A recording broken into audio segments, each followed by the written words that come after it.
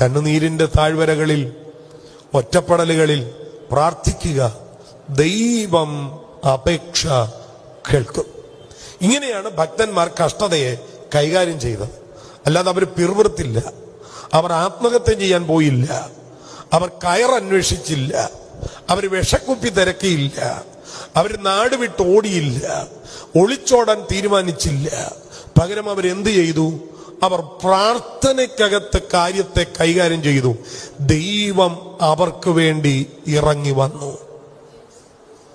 Praise the Lord.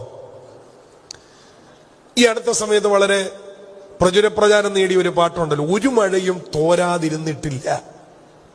Cancer പേഷ്യന്റായ ഒരു അച്ഛൻ അദ്ദേഹത്തിന്റെ വേദനയുടെ സന്ദർഭത്തിൽ പാടിയതാണെന്നാണ് ഞാൻ കേട്ടിട്ടുള്ളത്.